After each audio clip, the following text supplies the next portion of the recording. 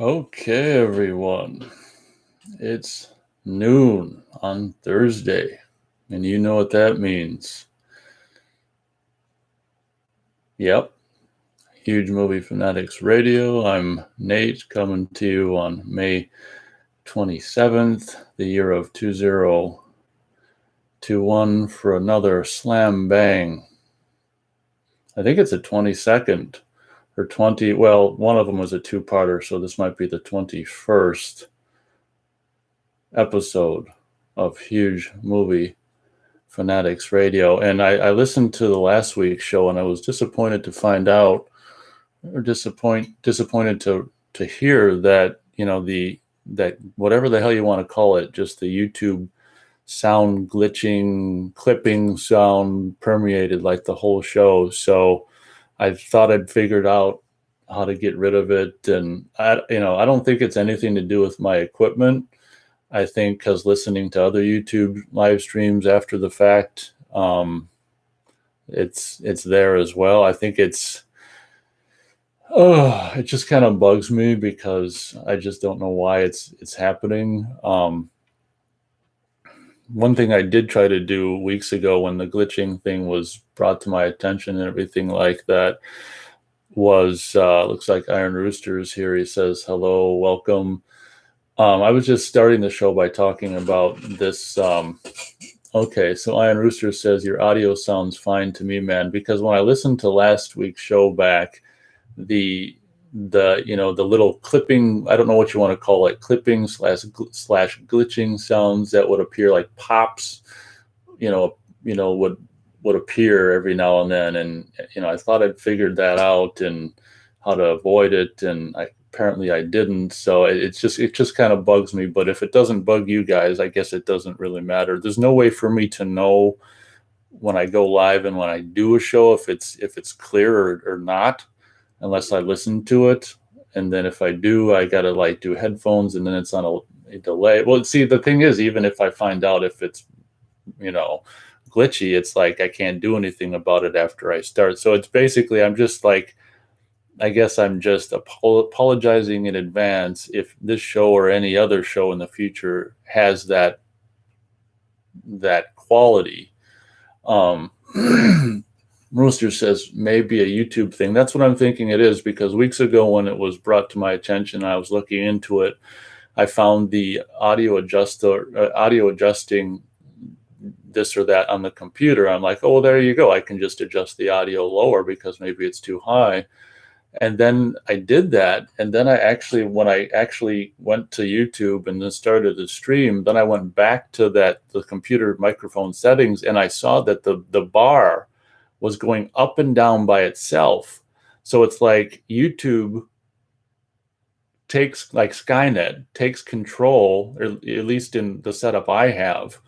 If you just use YouTube to stream and no other programs, which I don't use, it looks like YouTube just grabs a hold of the audio adjusting bar and slides it up and down wherever it damn well pleases. So I'm thinking that's the reason for the clipping whenever it happens to clip. So there's really nothing that I'm aware of that I can do unless I, stream through some streaming program or something like that.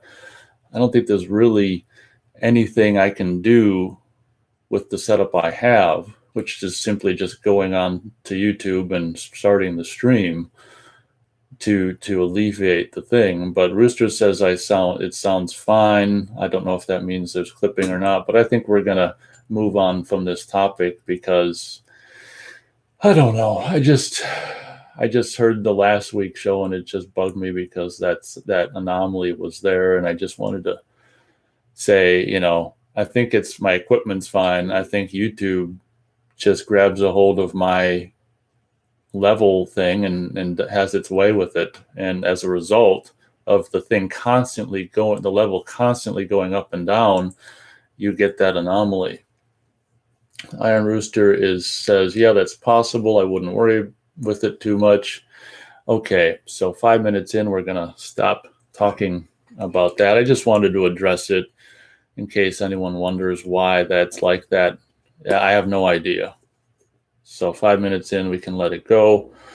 Iron Rooster does the weekly weather check. He says, how's the weather there? I actually want to know how the weather is where you are first, because it's probably going to be less disappointing than my weather updates. So let's get yours first in Mississippi, if you please, and I will regale you with my bad weather news. Fake Shemp Taboo is here. He waves. He says, it's been a while. Did you ever watch Argento's Sleepless? No, I'm afraid I didn't. Forgot all about it. But in regards to people's suggestions, I mean, unless I have an interest in it, I'm just, I appreciate suggestions, but unless I have an interest in it, I don't think I'll probably watch much, just especially now in what's supposed to be warm months. Rooster says, high 80s, haha, hot as hell. Okay, you ready for this? Minnesota right now, it's 45 degrees and rain. Yep, 45 degrees and rain. So definitely crappy enough weather to do a show.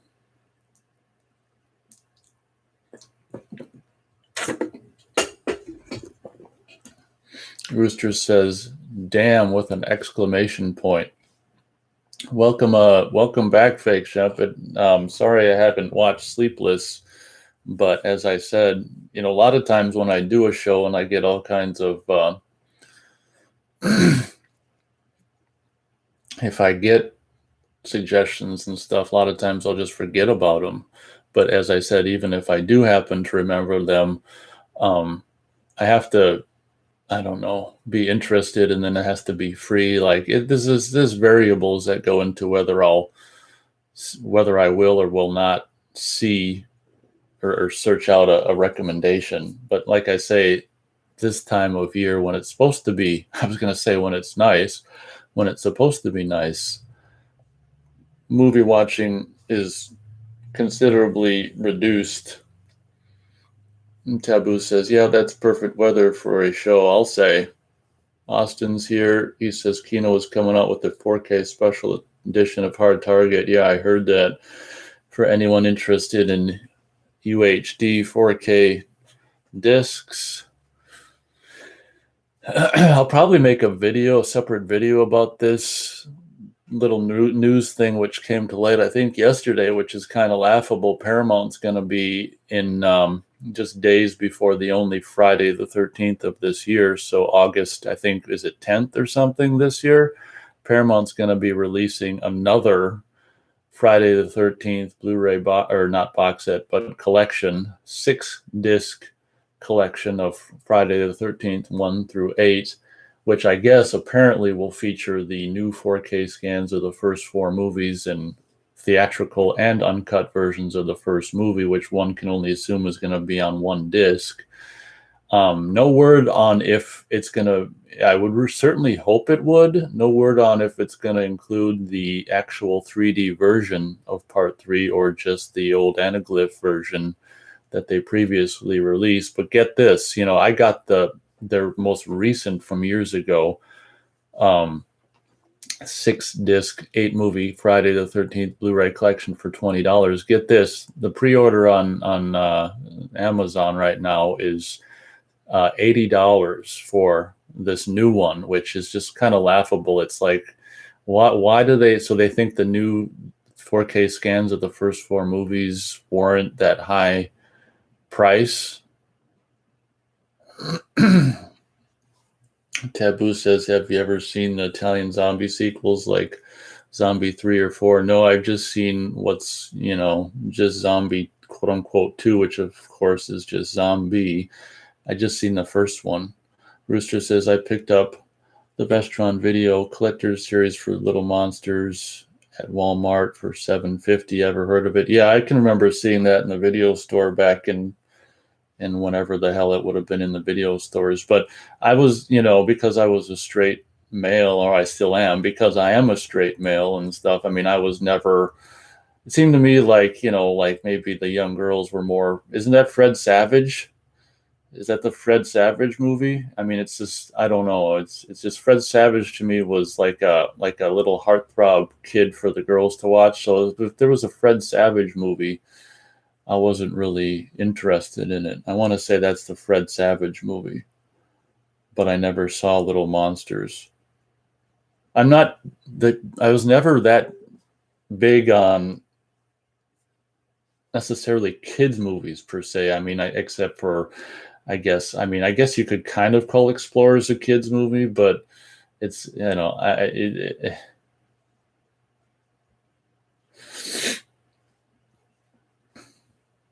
Austin says, I already have the US Blu-ray of Hard Target, which is the uncut version. Yeah, I ended up getting it previously viewed years ago and was very happy to find out that it was the uncut, or maybe also known as international version. I'd never seen it before. That was a pleasant surprise.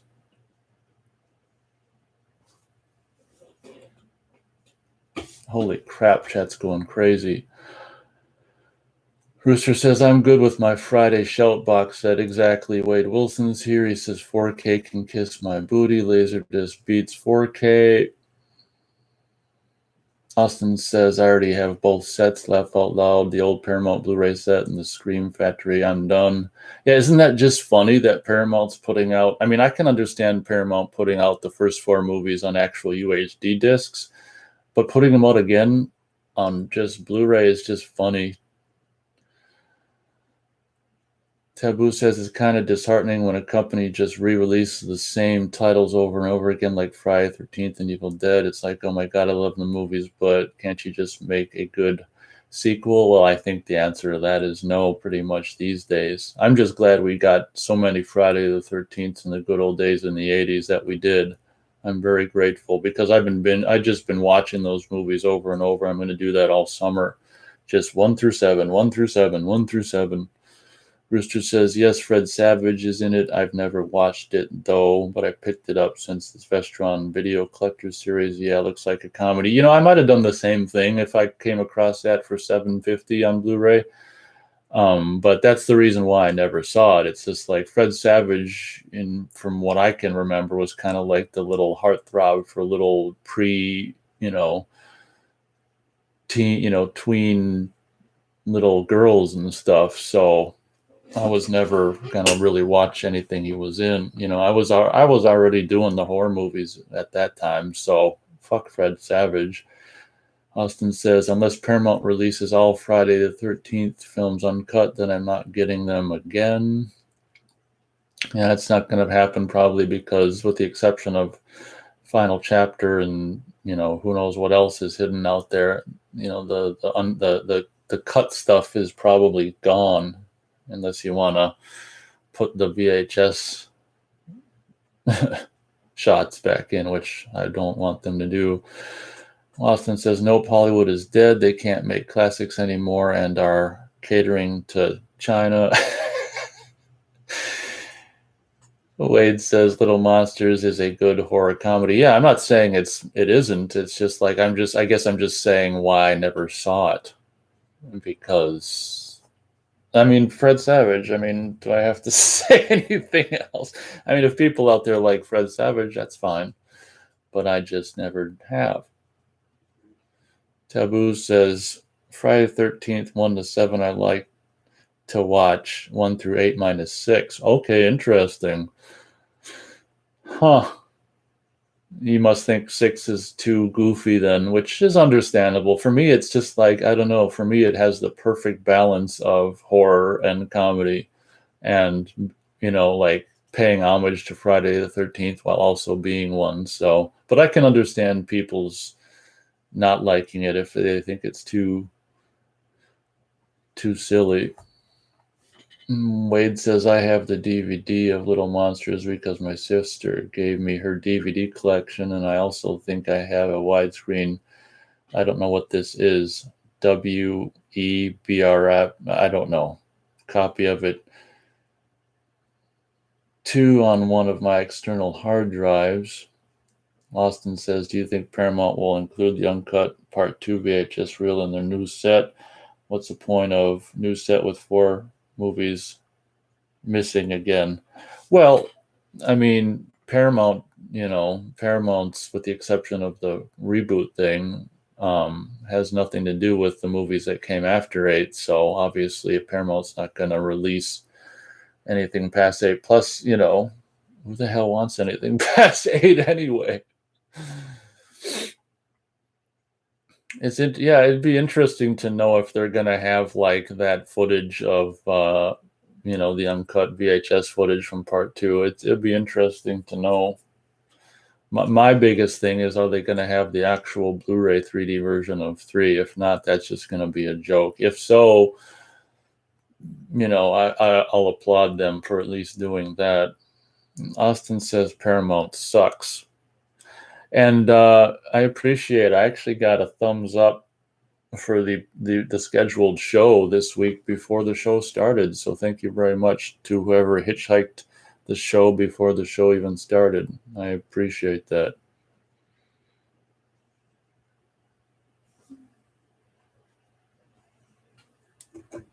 Rooster says, I'm waiting on the Friday the 13th Part 3 Steelbook. Yeah, it will be interesting to see if they screw up the cover art on that one. Gary Page is here. He says, hi, Nate. Hi, everyone. Hello, Gary. Welcome.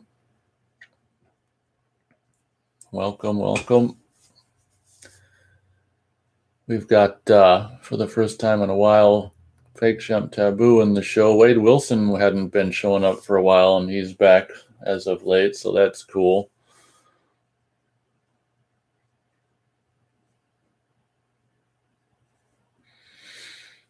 Austin says, I'm sure they will. I don't know what he's saying, if he meant release the actual, I don't know what he's saying that to. Wade says, did you know that the Blu-rays of Demonic Toys and Dollman versus Demonic Toys are cropped compared to the DVD and VHS releases of the movie? You get more picture on the DVD and VHS copies. Well, if you're talking about just top and bottom, I don't know if that's what you're talking about. I mean, that's common for that to happen. But if you're talking about the sides, no, I didn't. Taboo says it's so funny about Paramount because they were a major player in saving Hollywood in the early 70s and were very inventive, but they just refused to get with the times. Jeez. Well, that could be a good thing. Nowadays, getting with the times is getting on board with the agenda of brainwashing everyone into nastiness. Just the exact opposite way of thinking people should think, and all that comes with that mainstream.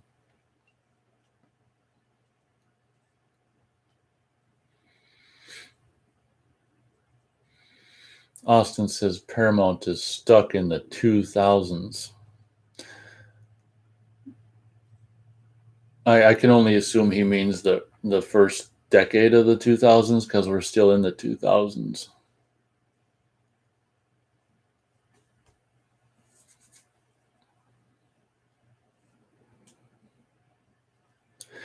Yeah, 45 and rain in Minnesota on May 27th. So I definitely have nothing better to do than this show this week. Not going to be rushing outdoors after the show.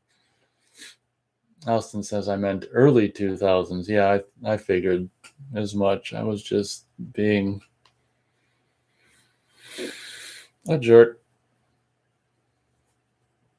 It is interesting though how people basically when they talk about the early 2000s, they just say the 2000s.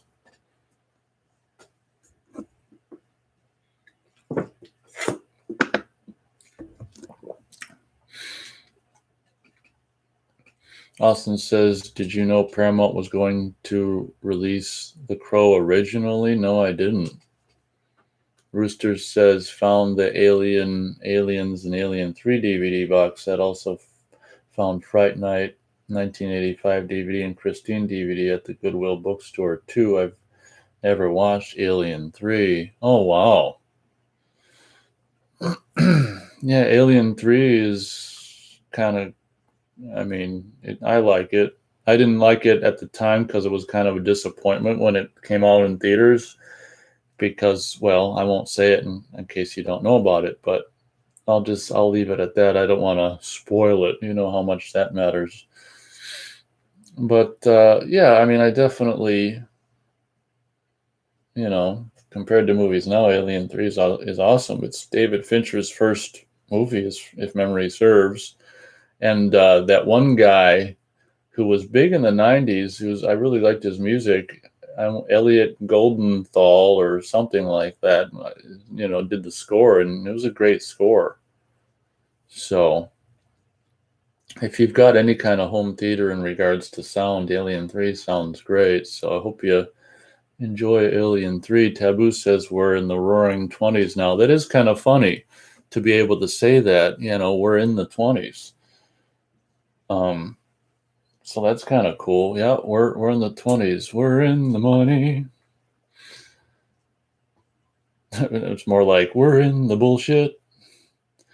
Austin says, ironically, Paramount now owns the video rights to The Crow. That is ironic. Wade says Alien 3 is underrated and a girl streamed it for actually, what the hell? And a girl streamed it for actually liked it more than the first two movies. She likes it in this other, yeah. That's hard to read, that one. Austin says Alien 3 had some fun video games. Okay. Taboo says, have you seen any Edwidge French movies? No, I haven't. Austin says Paramount bought out the Miramax catalog. Oh, okay. Gary Page says finally got the Friday the 13th Part 2 Steelbook today. The number 2 is a bit weird. Why does Paramount do these things? They love to, I think because they love to torture me. I think that's why. They love to torture me. I mean, the cover would be amazing if they just put, the actual number 2 versus Roman numeral 2, because that's kind of the artwork that it basically goes with anyway. The home video artwork actually had the 2 versus the Roman numeral 2. It would have been nice if they would have just done that, and maybe they wouldn't have screwed that up, but maybe they would have. It's hard to say.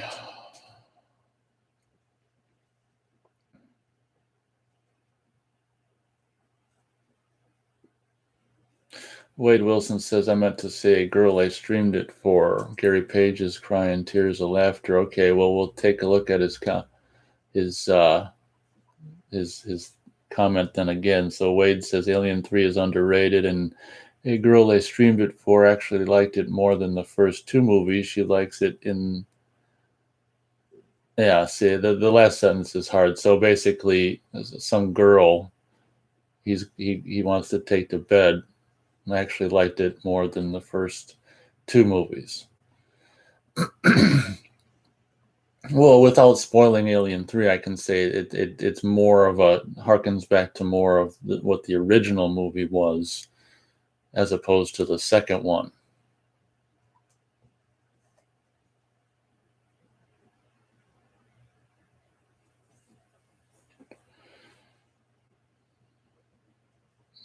Taboo says, what's your favorite production company intro logo? I always liked Columbia Pictures intro. When I was a teenager, I don't know if it probably had a lot to do with Friday the 13th, but I really gravitated towards Paramount logo.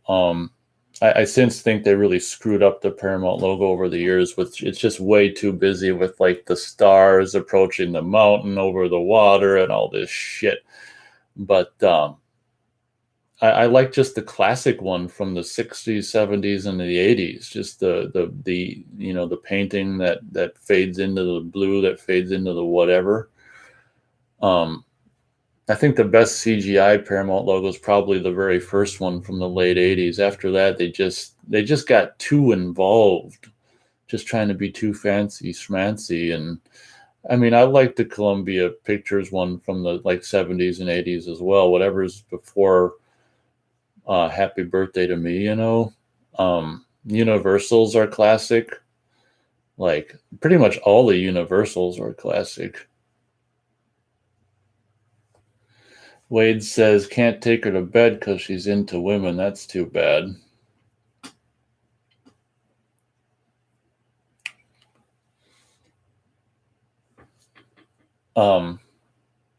But I guess, yeah, I mean, for me, I guess because it's attached to the majority of the Friday the 13th films, I just got to go with the Paramount one from the 60s, 70s, and 80s. Just simple and just reminds me of my favorite franchise every time I see it.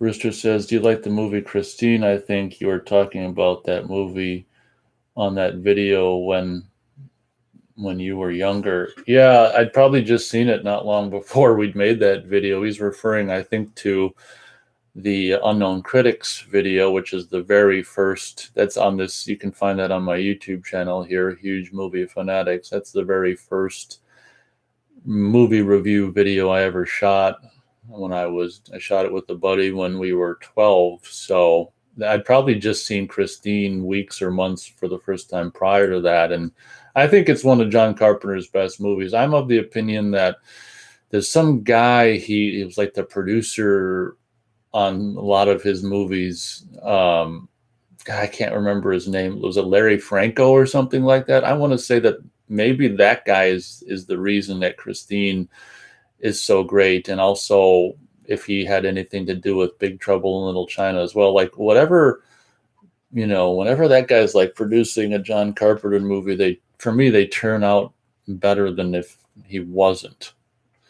But Christine is amazing. I'm pretty sure I've reviewed it on this channel. I mean, to me, that's absolutely amazing. And I just love the way they use the oldies songs to, I don't know if that's the way it was in the book, because I don't really read books, but whether that's the way it was in the book or not, it works so much better in the movie with the oldies songs, like speaking for the car speaking through the oldies songs is just like brings tears to your eyes. It's just so genius.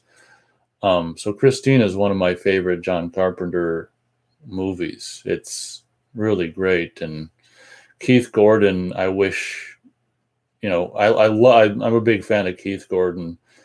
And it's just like the Keith Gordon movie of Keith Gordon movies. Wade says, my dad loves the movie Christine because of the beautiful car, but he hates when they destroy these nice cars in movies. Yeah, Beth and I cringe at that as well. And my dad also liked Christine for the same reason. He was that generation of oldies music and old cars.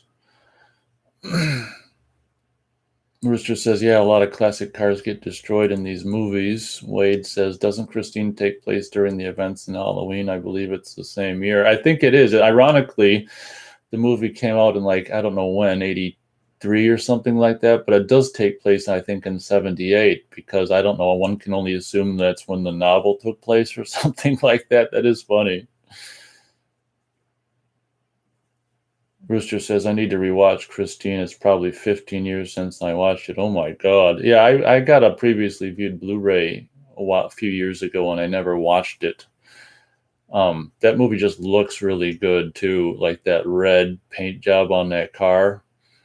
Yeah, it's a really great movie. I'm pretty sure I would have given it 4 stars on my review of it. It's one of the, I think one of the best John Carpenter movies, because for me, they can be, it's not like I love every John Carpenter movie or anything. It seems like if he's got a good producer behind him, like his movies turn out better. And like I say, it might very well be because of that Larry Franco or whoever the hell I'm thinking of, who may have produced Christine or something.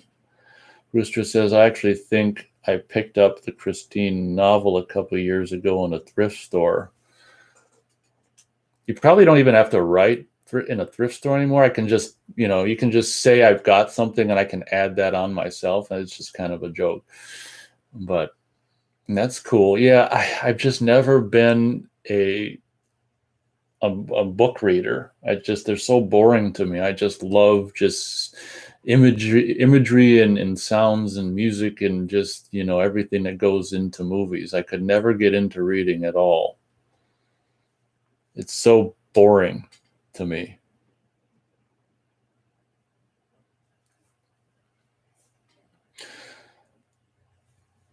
Austin says the movies never really follow the dates of the novels, so then they just had a random the movie take place just a few years before the release of the movie just for no reason. Interesting.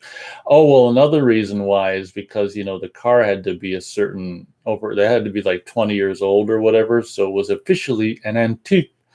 Maybe that's why it took place a little and back in a few years before the movie came out. I don't freaking know the reason for that, but it is weird.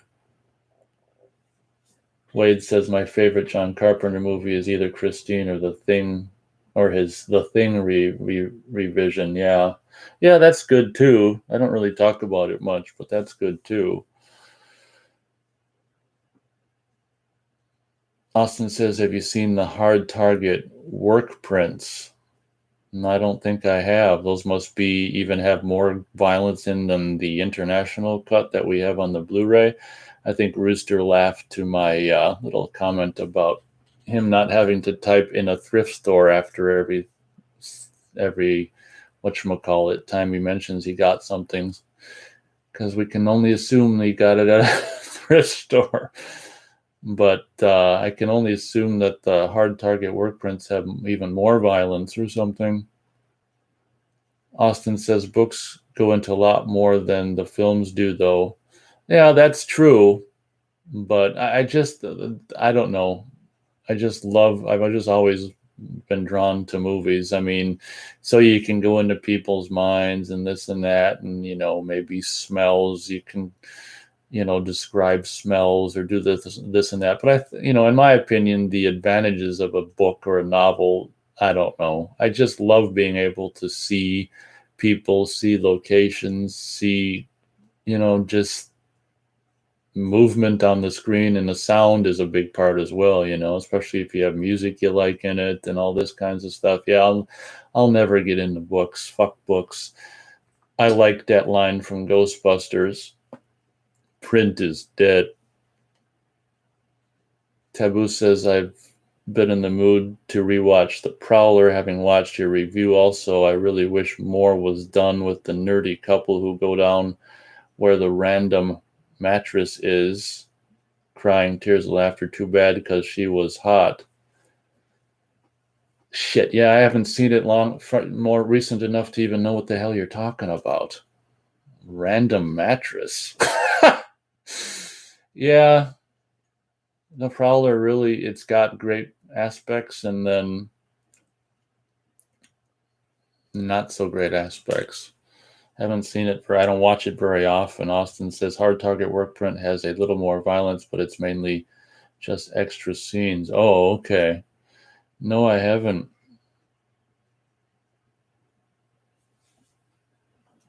Yeah, I think now that you mention it, there was a decent amount of hot chicks in the Prowler. Random mattresses. Huh.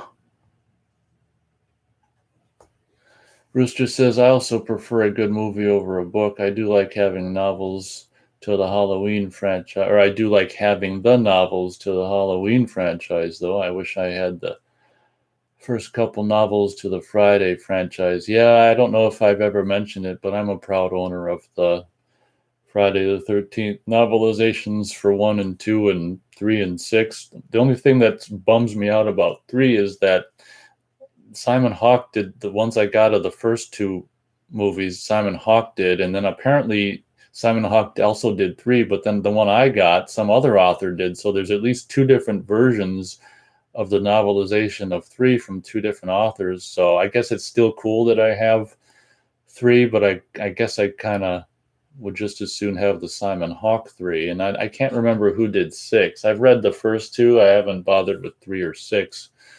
But I've actually got, I think, 2 copies of the novelization of the first movie, because one of the eBay listings, to get the second book, it actually came with the first book.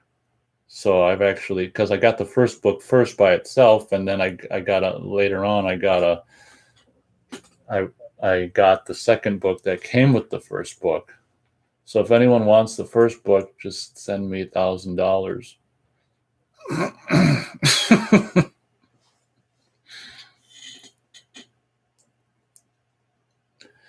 God, I want to say when I was 12, I got the novelization of Halloween 2, but I don't know if it ever would have, that's back when I was living with my mom and she was at a place she no longer has. It's hard to say if that Halloween 2 novelization ever made it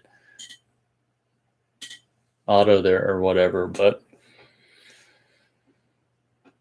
Austin says, do you think Jason Goes to Hell Scream Factory Blu-ray looked way better than the older DVD/Blu-ray? Well, here's a good example of how big a fan I am of that movie. I haven't even watched that yet. Jason Goes to Hell on the fucking Scream Factory release, because guess who hates Jason Goes to Hell? You guessed it, me.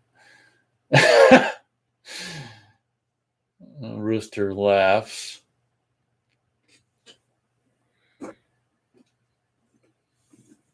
Oh, and with that $1,000, it's $50 shipping, so $1,050, and we'll get you your Friday the 13th novelization. The novelizations are fun though, because like especially with the first book, because the kills, we're talking about Friday the 13th right now, because the kills of Ned and Brenda are basically on screen or on page, as it were, and described. So they're not unseen in the movie like they are in the movie. One can only assume that originally in the script, because I think novelizations are basically just taken from the script. So, the kill scenes of Ned and Brenda were probably on screen, and Brenda gets like 3 arrows shot into her at the old archery range scene in the rain there. That just would have been so cool to see in the movie. It wouldn't have even been hard to do, because all you got to do is just do cuts, where one moment she doesn't have an arrow and one moment, you show a quick shot of her head reacting and then you just see the arrow in her. But,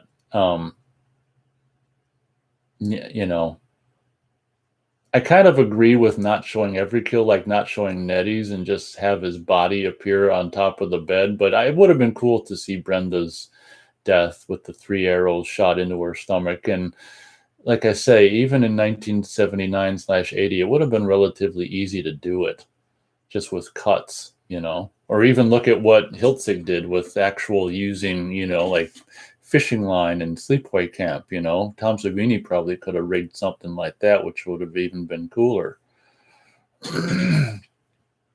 Iron Rooster laughs, probably maybe about my response to, or is this the same laugh that he did before? I don't know. He laughs about something. Rooster says, I think I have the Black Flame novels for Friday the 13th. Also, the ones released in the 2000s. Yeah, I'm not exactly sure what those are. Black Flame novels. Austin says, did you get the replacement discs? Oh, you better believe it. Yeah, mainly just obviously for the fixed 3D discs, or the fixed 3D disc. Yeah, I got the replacement discs, yeah. Austin says, originally Brenda was supposed to be shot with arrows, believe it or not. Yeah, I don't know how long ago you typed that, but I was just talking about that. Yeah, I think in the novelization, she gets 3 arrows in the stomach, which would have been cool to see. And undoubtedly, I'm sure MPAA would have cut it down to making them just show 1 or something, but in the uncut version we now all have access to, we could see all 3.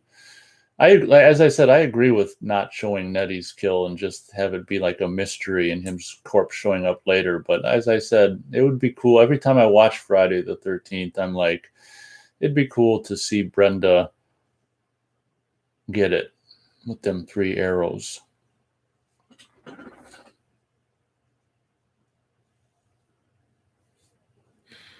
One thing I'm thinking about doing, and you guys might be, heartbroken with one of my decisions about this idea, but I'm thinking about, because I've been thinking about, doing quote unquote commentaries for a long time, and I've been thinking about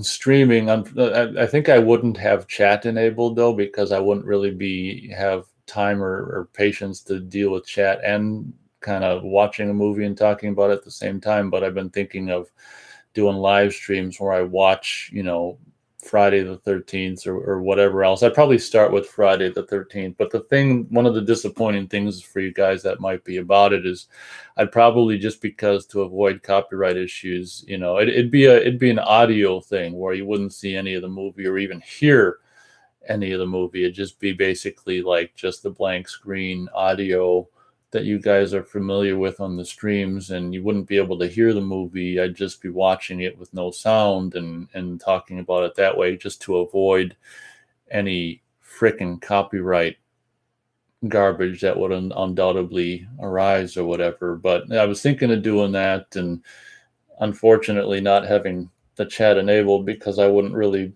I don't know. I wouldn't be able to pay attention to the movie if I was looking at chat. So you guys could either listen to it, during the fact or after the fact. I probably wouldn't schedule that. I don't know. I mean, maybe if I did, it'd just be hours in advance or something. But thinking about, trying that with the first Friday the 13th and seeing how that turns out and going from there. What I do to make sure you guys are synced up with the movie, either listening live or after the fact, would be to, as the movie goes on here and there, I can say a line that someone's saying, or I can say the axe hits her head there, and I can say things to keep you, if you want to watch the movie along with me talking about it. I can say things that can keep you in sync with the movie, so like, that's where a titty is out, the titty went away, whatever, titty's out again. That way you guys can know where I am in the movie, like if you want to stay that synced to it. So that's kind of a plan I have. So, oh my god, I'm really behind on chat now. So Wade says the uncut version of Kevin Bacon's death is horrible. Yeah, in a way, that cut is almost good. I mean, I wouldn't call it horrible. It's just like on the Blu-ray, it's just, you can really tell the fake neck compared to his skin. I like it though, but I can see why one would say it's horrible. But I'm glad I'm glad we have it and we're able to see it. Austin says, honestly, I think having Brenda's death off screen was creepier and more mysterious. Yeah, I agree with that as well.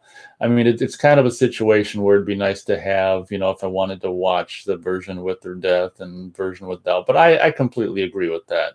Just hearing the scream and wondering what happened also worked very well. So I'm not taking that away from the movie. That was cool. Because then it makes it creepier, because it's like, well, what happened to her? So I'll agree with that, definitely. As much as I'd like to see it, it's fine the way it is. Austin says, I guess they figured Bill's and Bacon's arrow deaths were enough. Yeah, how many arrow deaths do you need? Oh, Bill's another one who you didn't see die. So there's 3 people. I think there's just 3. Well, I guess yeah, 4 if you count the chick at the beginning of the movie that you don't really see die or whatever. Taboo says, I saw your Laserdisc of Henry, was surprised. On the back it said 2 thumbs up by Siskel and Ebert. Yeah, just this morning, I just was looking at that review, and then it was really cool. I actually liked what YouTube suggested for once. They actually had their review on YouTube, someone put up, of Henry. So I watched that, and I think what's his name, the fat one, what he has to say about it, and also just the movie businesses and ratings and stuff. And yeah, I can actually agree with the fat guy for once, but there's actually a little clip of them reviewing Henry on YouTube if you want to see it. Yeah, Henry is quite I should review the movie. I watched it since I did that Laserdisc showcasing, and yeah, it's got something. It's really pretty great. It's just got something. Taboo says movies like Henry Maniac are too hardcore for my taste. Can't see any entertainment factor in them unless you're just strictly going for disturbing emotional vibe. For me, I don't like Maniac because of pretty much the reason you said. But for me, Henry's got a lot of funny, like dark humor.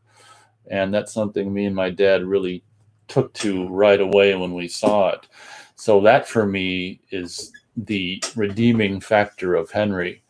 And just I think the performances are just so amazing, by or whatever his name is, Tom and Michael. Not well, even the woman too, but yeah, for me the redeeming thing about Henry and it being and what makes it more watchable for me is just the there's a lot of humor in it. And like when they go to that fat guy's, black market electronics place, and oh my god, it's worth $1,000. I'll take half. $500. Yes, half of $1,000 is $500. But I'm not a fan of Maniac at all. Oh my god, I'm so behind. Maybe if people can shut shut up for a minute. Where the hell am I in the chat here? Oh, okay. So Rooster says that's cool, Nate. I think he's talking about my commentary streaming plans for the future. I can only assume. Okay, and then Wade says, or you can stream movies on Twitch and invite us to your Twitch because Twitch doesn't care when people do that. Yeah, I could do that, but then I gotta. Oh God, I think it'd be easier to do what my plan is. So I don't think it'd be too hard for you guys to sync up the movie on your end, or if you know a movie enough, you don't even have to watch it. You can know what I'm talking about just by what I'm saying, and I'll describe, what's going on, obviously, as I talk about it. So that's a little involved for me to try to stream the movie and do this and that, and that's a little much. So I think I'll just do my version or my plan of it. Austin says it's cool. Scream Factory kind of fixed Bacon's arrow through the neck with color correction to hide the prosthetic a little bit better, but it's still there, but not as noticeable. Yeah, I can't notice a difference at all between that version and the version that came before it, but that's just me. It doesn't look any better to me. Rooster says, anyone have any interest in the Vinegar Syndrome sale? I want to know what the secret releases are. I probably won't buy much, if anything. Yeah, I don't know anything about those sales because I don't keep up on the websites of those places personally. So that's my answer to that. Austin says it's weird Savini didn't match the skin tone of the prosthetic neck to the actor's actual skin tone. It's possible it looked better in person and just the way the film stock and everything turned out, that maybe it was it's kind of got screwed up that way or something. That's possible. Gary Page says, I'm loving this Friday the 13th chat. Yeah, that's kind of fun. It's just sitting back there listening, no doubt. Austin says, how did Mrs. Voorhees manage to lift Bill on that cabin door to begin with? Just her rage. Her rage.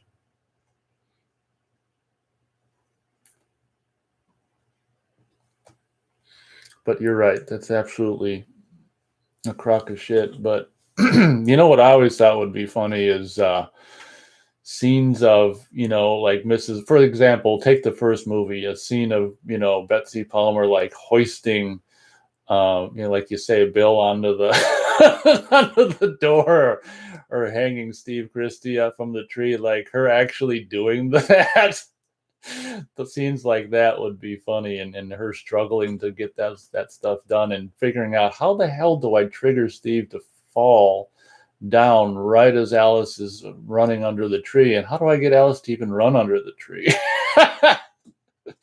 So that's a funny comment there.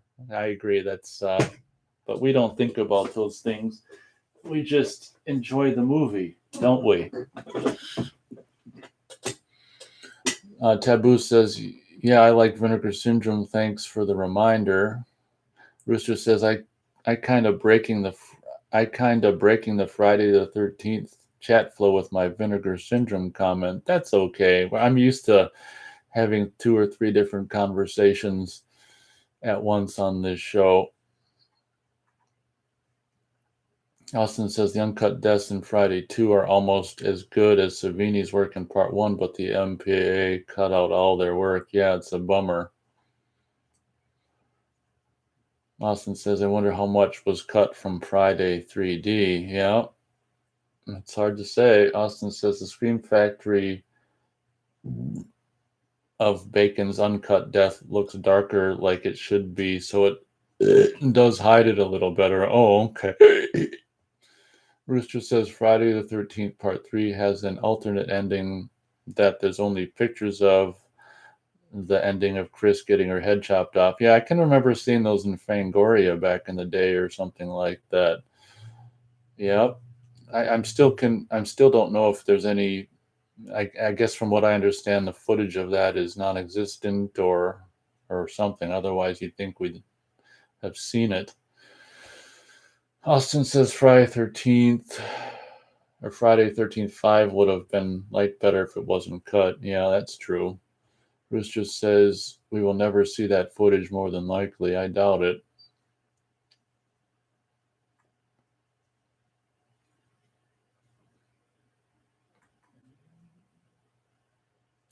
So anyway, expect me to probably do that with the first Friday the 13th, and much to probably what's his name's dismay, I'm just going to do it my way. What's his name? Wade Wilson. I'll just do it my way. Just black screen, no sound, no audio, sound of the movie. Like I say, it's just not that hard for you guys to sync up movie on your end, and if you want, and I'll have plenty of audio reminders where I am, so you guys can stay in sync. And like I say, if you guys probably know a lot of these movies well anyway, so you could just listen to what I'm saying without really even watching the movie too. That's an option. Rooster says, I personally love A New Beginning. I like the sleaze. Yeah, I know. Imagine how great it'd be to see like that sex scene as it was intended. It's probably like 3 or 4 times longer than what we got in the finished movie. That'd be great. Yep, the sleaze aspect of 5 is amazing. It would have been cool if that they could have got that guy to do more of them, because the personality that movie had was just fun. All right, guys, you can stop shutting up now. I'm caught up.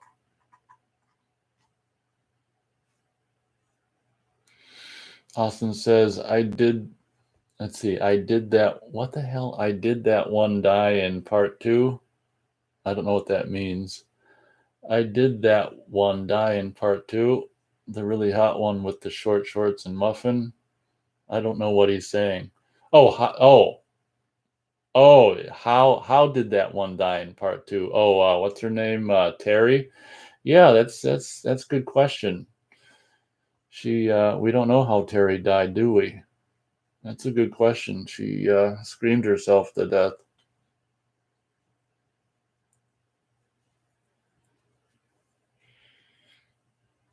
Well, I don't know where the hell I heard it, in some forum or something last year as the Scream Factory Blu-ray set was approaching or something. But yeah, apparently, Jason being, one can only assume heterosexual, like maybe doesn't want to scar the body of Terry for understandable reasons and take her back anyway.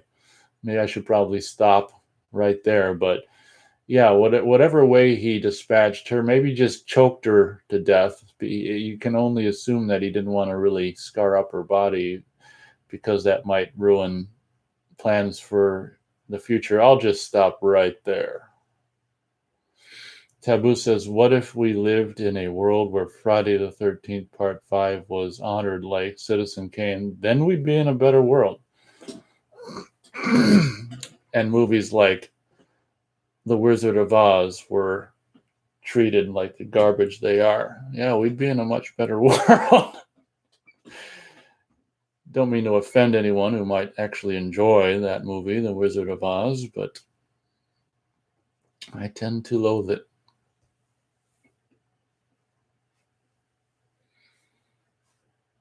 All right, everyone, approaching an hour into the show, which means an hour of the show is left here on this beautiful 45-degree day in fucking May 27th, 2021.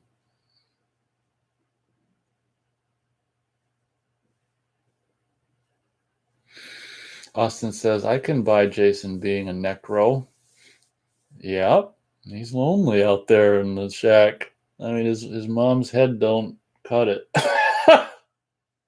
He needs Terry's head, too. Oh, my God.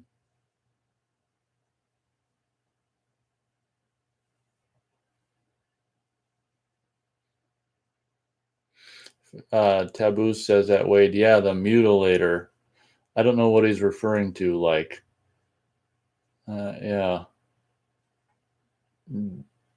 Did I not see one of Wade's comments or something? It's like I missed out on something, but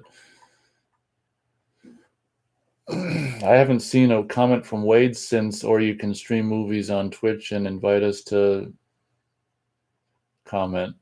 So I don't know if I missed out on a Wade comment. Taboo says great gore in Mutilator. Rooster says, have you ever watched The Devil's Honey from '86 by Fulci? It's not a gore flick. It's the weirdest movie I've watched by Fulci. I think it might be on Prime. No, I haven't. Austin says the Mutilator is amazing. Wade says YouTube is censoring us again. Jesus. Even when we talk about movies, huh?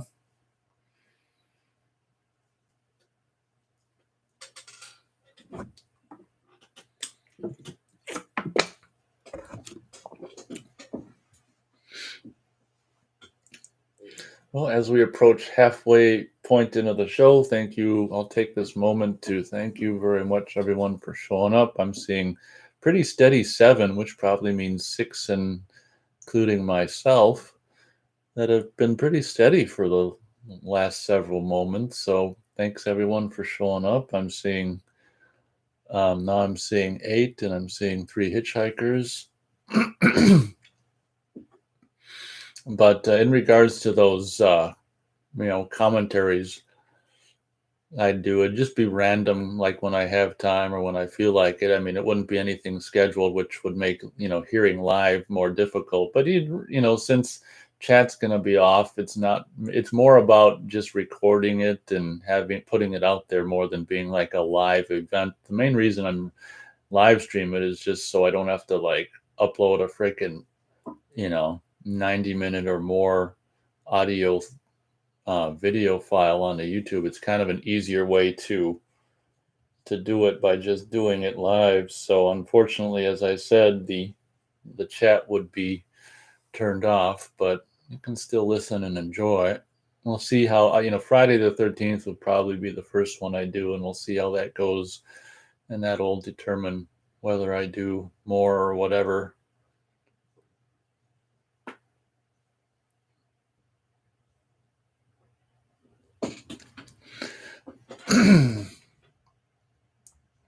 Having kind of one of those famous lulls, chat lulls here. I'm completely caught up, so if anyone wants to say something, feel free to do so.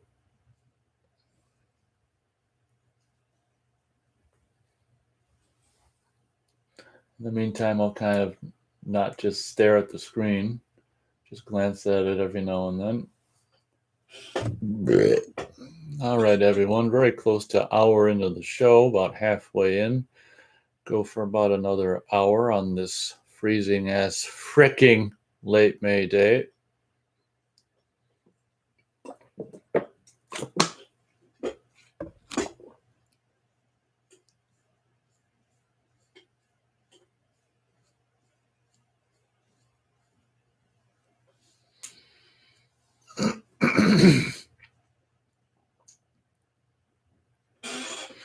Wade says people probably are typing stuff, but YouTube keeps blocking comments because I guess certain words trigger their bot that automatically hides comments. Yeah, that could be true. That could be true. Austin says Sleepaway Camp 3 needs an uncut version, although the work print on the Blue is uncut if you don't mind the VHS footage and no score. Yeah, that was a really cool feature. For anyone who doesn't know, on the Blu-ray of Sleepaway Camp 3, they put the movie in work print form, like he says, before the music was added.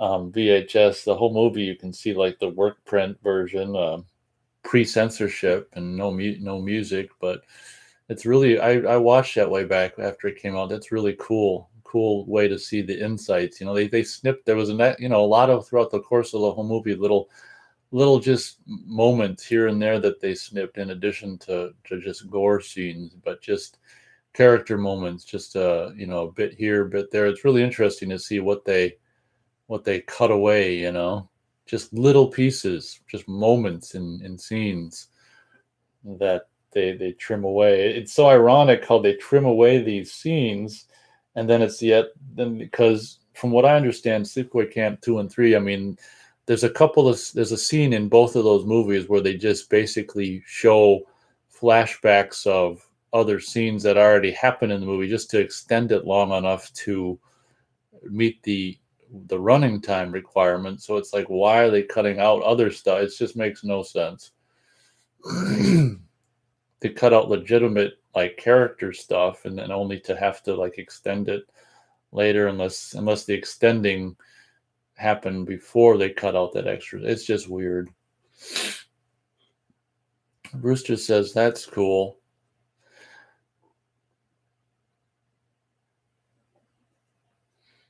Austin says Halloween 2 TV cut has more character moments. Yeah, that's goofy ass too. Halloween 2 TV cut is almost like, it's like completely shifted around. It's just so weird to see that. Because years ago, I don't know if it was 2 or 3 years ago, I got the Scream Factory collection, but I got the non-deluxe one, and the non-deluxe one didn't come with the TV version of 2, so I had to buy the separate release of Scream Factory release of Halloween 2 just to see. I got it previously viewed, it wasn't a big deal, just to have the TV cut. And that is just the goofiest TV cut I think I can remember seeing. Just like, things are just shifted around, and it's just really weird. Gary says, I know I've stopping swearing on YouTube chat. Sometimes they censor me. Basta. Rooster says, I got the same one, Nate. Shit, what was I talking about? What do you have the same one of? Oh, that the Scream Factory Halloween 2 release with the TV version. Yeah. I had to get that because I had to see the TV version. I can remember seeing a moment of the TV version back probably in October '89, and that scene when that woman's making a sandwich and she looks up and like screams, and they just show this goofy still photo of Michael Myers. It's like a still photo. It was just like, I could remember that, and that's like all I saw of the TV version way back then, and I just wanted to have it ever since. And now I do. Austin says, I have the non-deluxe Halloween set as well. Yeah, I got it previously viewed a long time ago. My plan wasn't to even get the Scream Factory Halloween collection, but I think it was like, I found it at half price in the non-deluxe collection, Halloween collection, and it was like, I don't remember what it was. I think it was a ridiculously low price. So I'm like, I can't miss out on that. So I got it.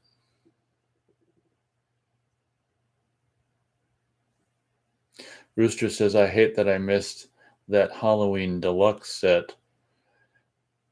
Yeah, I can only assume that's probably going for some pretty pennies nowadays.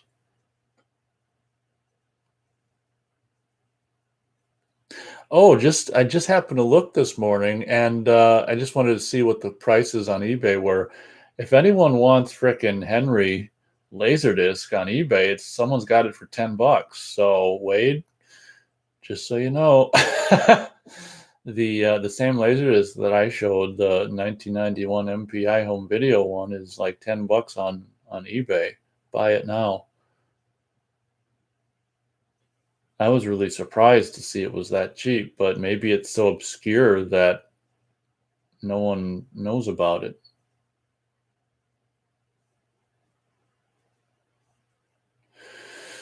Austin says the 10 disc Halloween set is expensive now too. Oh, the one we have? Yeah, okay.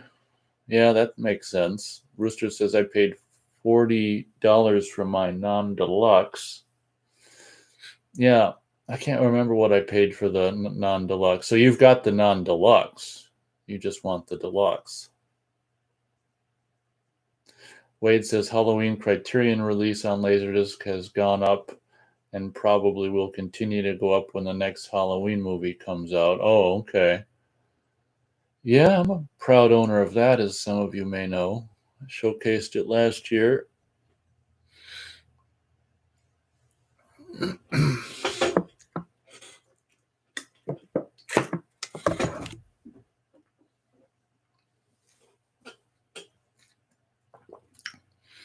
Oh, Wade says I have no interest in Henry, but thanks for informing me about the deal on it. Yeah, I thought that was a pretty good price considering a lot of these rare Laserdiscs are $100 or more.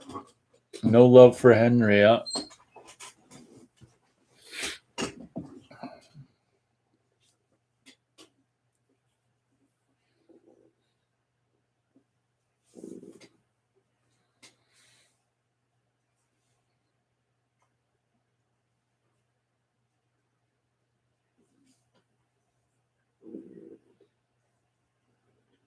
Yeah, this is me just taking a break.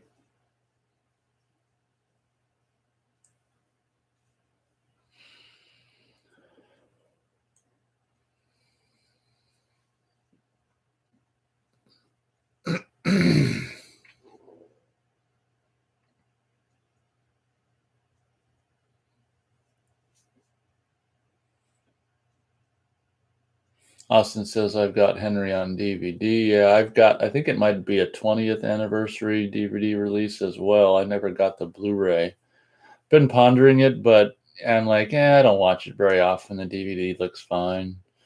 Probably won't get the Blu-ray, but there's that. Iron Rooster says eBay is weird. Sometimes someone will sell something valuable for a crazy cheap price. You just have to get lucky while browsing. Yeah, some people might not know, that might be worth more. People might pay more for it. Like if you'd listed that Henry thing for $100, maybe someone would just pay it thinking that's what it's worth. And I was thinking about that while I was eating breakfast.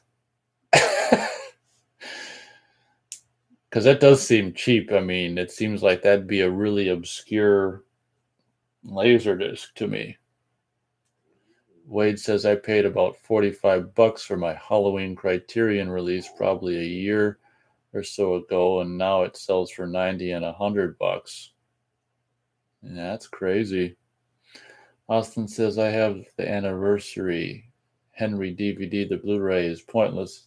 It'll still look like crap since it's 16 millimeter. Yeah, that's what I was thinking. I'm like, you probably see most of the resolution on DVD anyway. So, plus, it's not a movie that I watch very often, let's face it.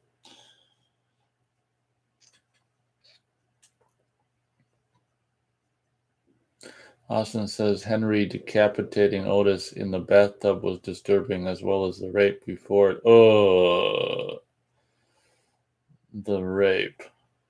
Yeah, that was something. Ugh. Get your poor brother a beer. Yeah, I guess from what I understand, the decapitation of Otis thing, that they just used, that was kind of just something they thought up on the spot or something, because they were just like, oh, we have this head we made of Otis for the poking the the thing in his eye, so we might as well we could use this fake head also as cutting his head off. So that was kind of cool since they made the fake head for the eye poke thing, I guess. My feeling about the movie is that's the one, like, they shouldn't have showed that shot of the head, the fake head getting stabbed, and that's the one part of the movie that looks fake and kind of takes me out of the movie. Like in a Nate cut, I'd probably take that shot of that close up of the fake head getting stabbed out, because that's the one scene that's just kind of phony. The rest of the movie is so real that's the one shot that's just like not so believable. Austin says that rape looked real too. Ugh. Ugh. Tell me about it.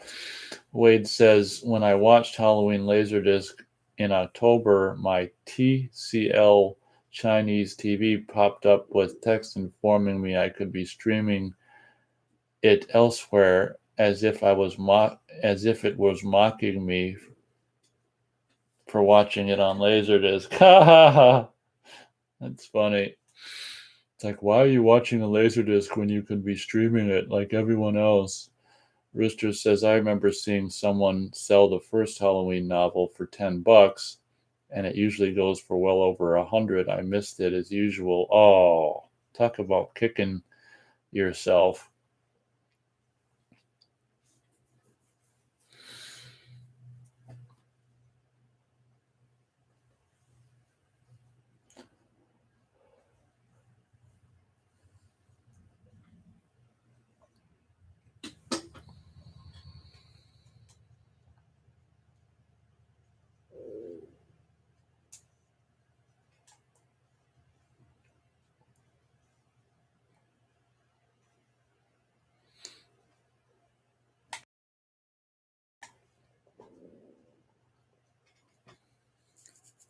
Yep, that's what silence sounds like. I figure we need a reminder every now and then. Wade says, anyone else find it creepy that our smart TVs are spying on what we watch on our DVD and Laserdisc players? I find that creepy.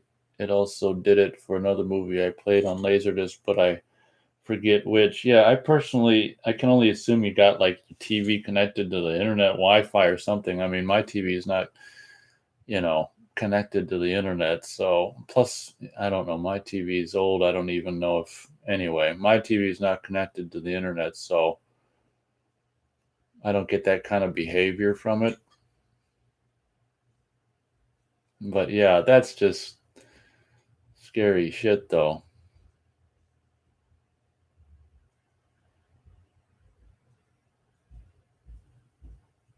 Did I read his whole comment? I don't even remember. I'm approaching the point in the show where I don't know what the hell's going on. In case I didn't read the whole thing, Wade says, anyone else find it creepy that our smart TVs are spying on what we watch and our DVD Laserdisc players? I find that creepy. It also did that for another movie I played on Laserdisc, but I forget which. Roosters says, have you ever watched Videodrome? I don't think I ever have. I'm not the biggest. Is that Cronenberg? Not the biggest Cronenberg fan. I don't think I ever did. Rooster says, I don't connect my TV to the internet. Yeah, I mean, me either. I mean, I don't connect something to the internet unless there's a reason to. And even if I do, then they'll only have it, connected when I'm using it.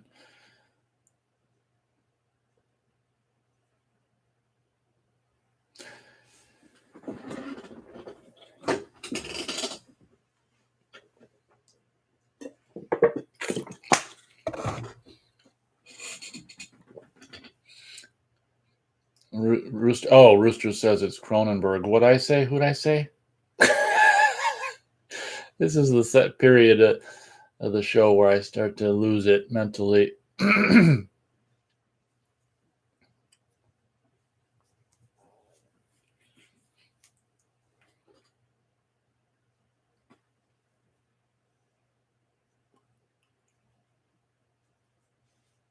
Anyway, no, I don't think I've seen Videodrome.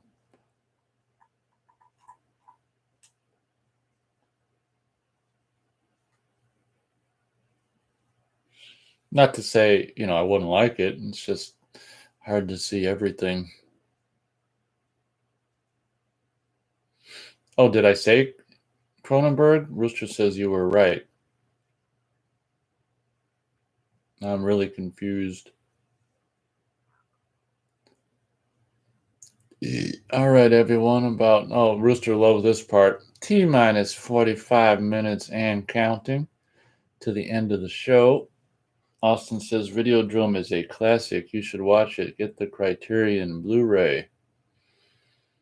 All right. Thanks for the advice. Yeah, I mean, I don't claim, you know, I'm not saying I wouldn't like it. It's very possible.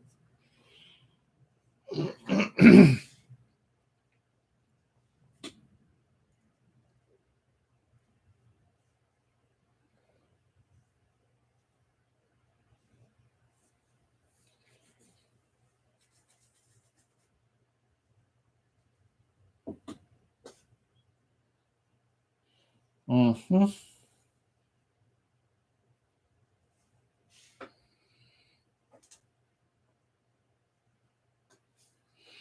Rooster says it's from '83, right, Austin? Austin says, have you seen The Mean Season with Kurt Russell? No, I haven't. I haven't even heard of that.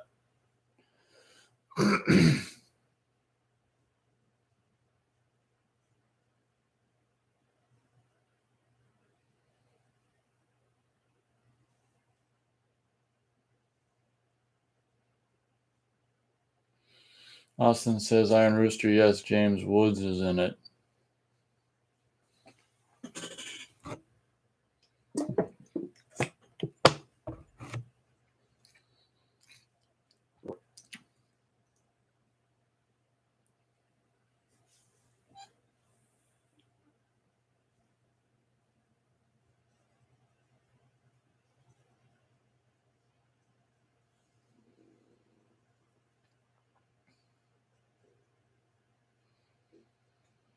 Rooster says, he says, you ever watched Stephen King's Graveyard Shift?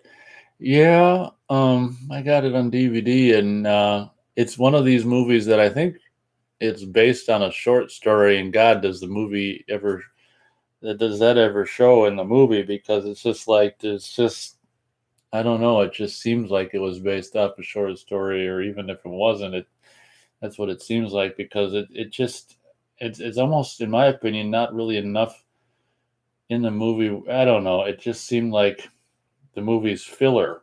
Like there's not a lot in the to say, and the movie just goes on and on and on. I mean, I like aspects about it, just like being like early '90s and Brad Dourif and that guy.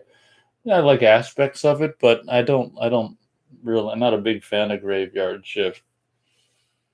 You know, I mean, any things I like about it are just simply just the era it came out in and stuff.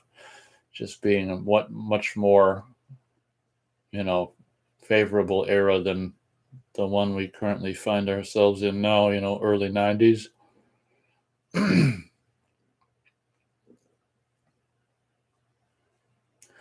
Gary Page says, "Is that the one with Richard Jordan?" See, I don't even. Okay. Austin says, "Mean Season is about Russell as a journalist doing a story on a serial killer who's stalking him." Wade says, "Yeah, I'm not a big fan of Graveyard Shift. It's also one of the laserdiscs that pop up cheap online, and I ignore it all the time. It's not a terrible movie or anything, just an okay movie." Yeah, it seems like Beth and I watched it last year, possibly, and I was just like, it's like there's enough here for maybe a 25 or 30-minute TV episode, and they just drag it out into a feature-length movie. That's what I remember. Not to say that there's, like Brad Dourif and some of the people in it aren't fun to watch and get up to whatever they get up to or whatever, but it's just like, yeah.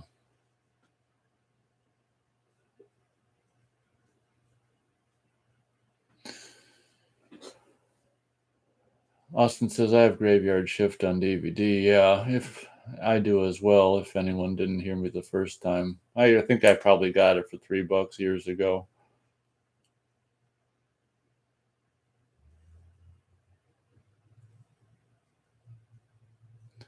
Gary Page says, I think Dead Zone is one of Stephen King's best. Yeah, Beth and I watched that recently. And God, that's depressing. It's kind of too depressing for me, but that's not me saying it's not good. I mean, it's good. But these days, I don't like to watch movies that are depressing if I can help it, because that's what daily life is. But it's good, I guess.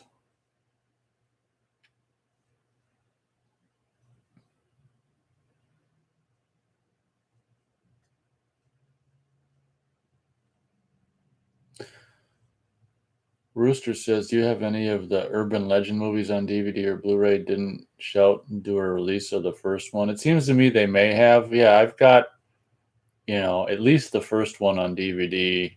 I don't know if I think I might have the first two on DVD or something like that. I haven't seen it for a while, but I think I think that movie came up last week. But yeah, back after the whole, you know, pi- trying to what's that word?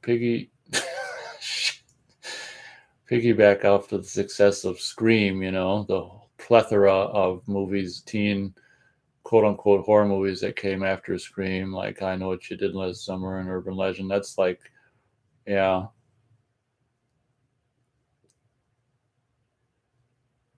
Wade says that one movie Brad Dourif is in with the killer robot machine is an expensive laserdisc online, which is a shame because I definitely would have added it to my collection if people weren't asking $100 for it. Do you have a title for that movie?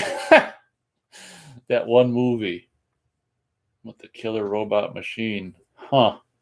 You happen to know the title?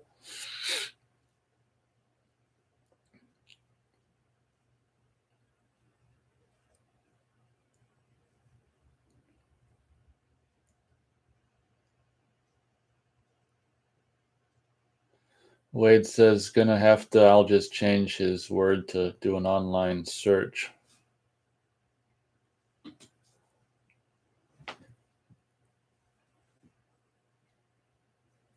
Okay, we'll wait. Oh wow. Austin saves us. He says Death Machine is the title. Rooster says, have you watched any of the Killjoy movies? You mean like the Charles Band Killjoy movies? If that's what you're referring to, no, I haven't.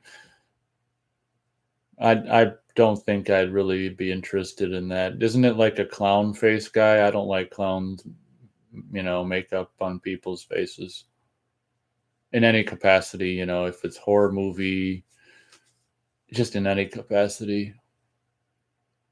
Can't stand it.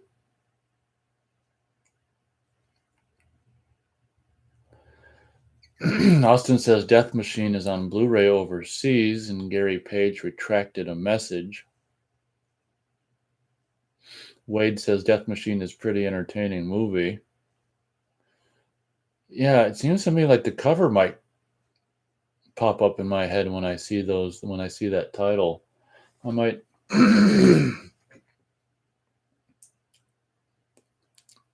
might have the cover in my mind.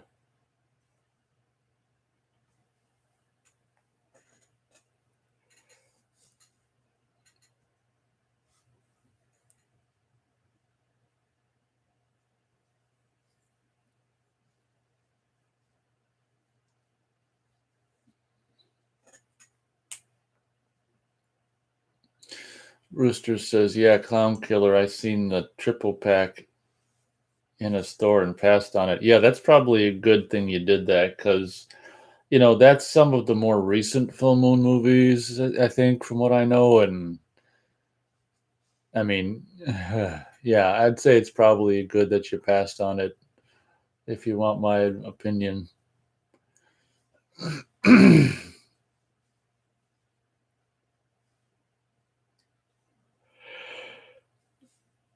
Same thing with like, if one were to come across a DVD pack of the Evil Bong movies or something, it's like, yeah, that'd be good to pass on too, probably. I mean, unless, if people like those, that's fine. Good for them. It's their right.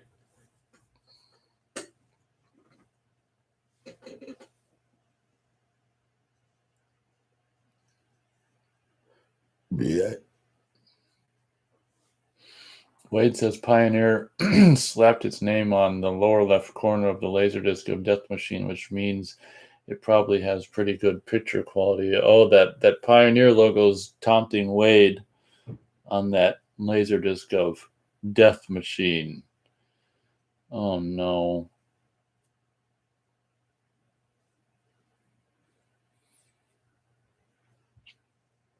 So the Pioneer logo on a Laserdisc artwork usually means good quality.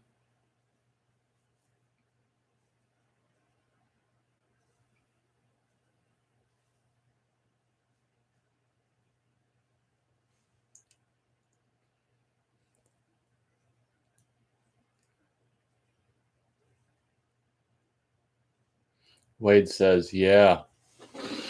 Okay, I can see how that's taunting you.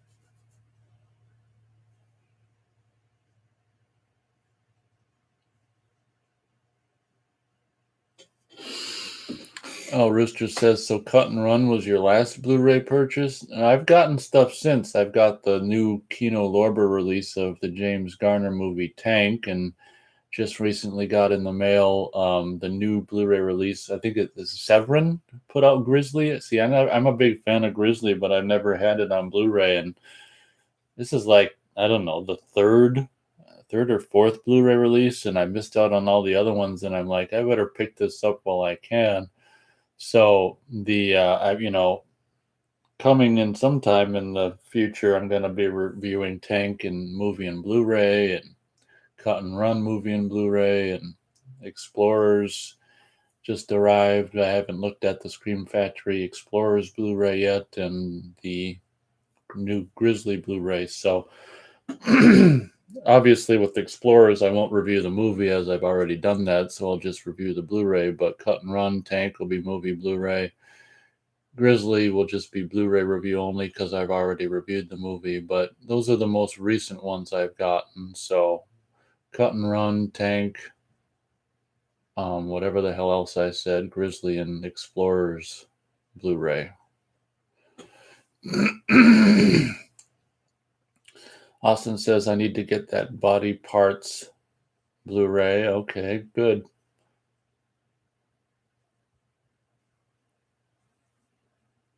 Wade says my copy of Pinocchio's Revenge has Pioneer logo slapped on the left side of the cover, and that has a beautiful video quality, very close to DVD quality. Yeah, I think you said that last week. Cool. It's now if the movie was any good, we'd really be in good.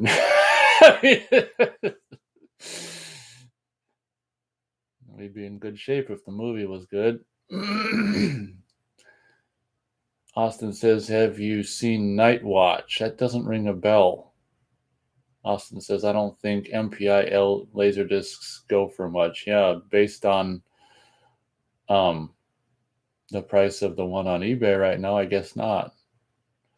Austin says, I didn't care for Pinocchio's Revenge. Yeah, I don't know if anyone here knows, but I reviewed it a couple years ago. If anyone wants to check out my review of Pinocchio's Revenge. It's funny because that used to be, I remember that thing myself. Like a lot of the worst movies had the best quality laser discs. Like I can remember that now. It's just like, oh wow, this has got great quality. Too bad the movie sucks. And then some of the biggest movies or best movies had, it's just like, oh man, the movie sucks. At least the Laserdisc quality is good. Oh, Wade says the naked Italian girl makes up for the movie not being the greatest. Yeah, that's true. I forgot about that. I think I mentioned that in my review. Austin says Night Watch has Roy Scheider. Oh, okay. That's a plus. Yeah, I'm not exactly sure if I'm familiar with that one. Rooster says I've never watched Pinocchio's Revenge. Is it like Chucky? Ha ha. Yeah, it's a Child's Play ripoff. Well, it's not nearly as good. From what I remember, you basically never see the Pinocchio do anything. It's more like a psychological mystery, I think. Wade says it's not like Chucky.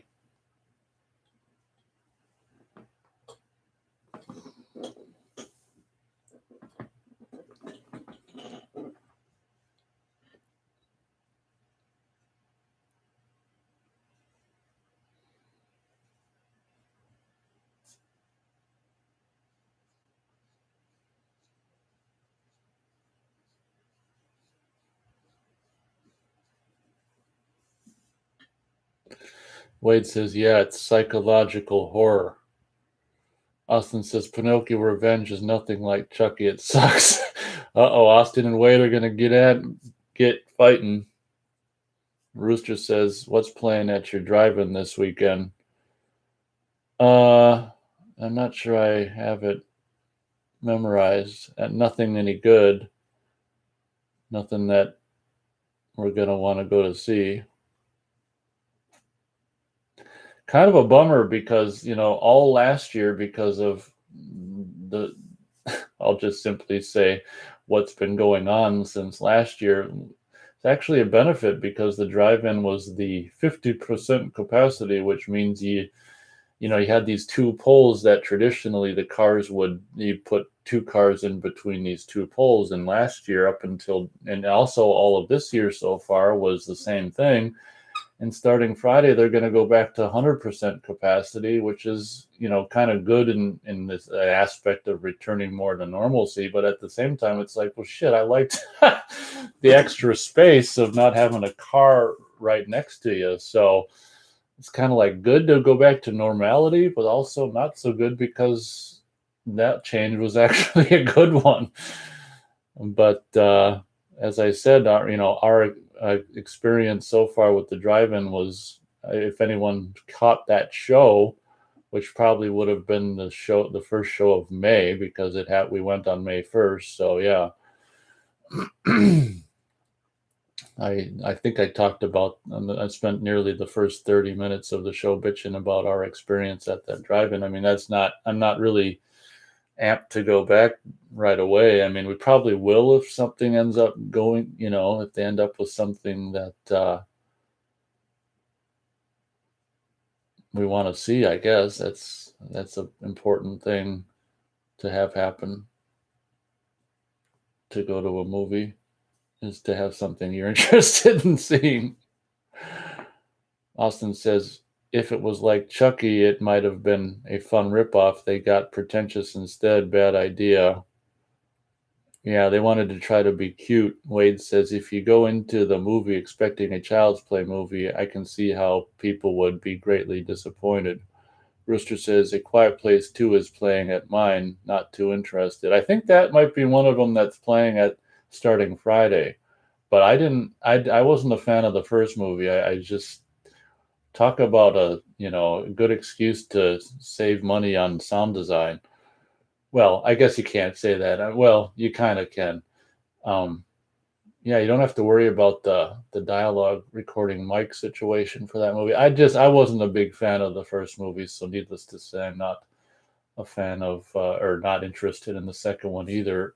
Seems to me that the first movie they're playing is going to be like an old one, and then the second one is Quiet Place 2, and it was just like backwards. I'm like, why would you play the brand new movie after our movie that's old? It's just, but yeah, we're not going to be rushing to the drive-in theater this weekend, especially since it's the quote-unquote holiday weekend, not to mention the frickin' temperatures.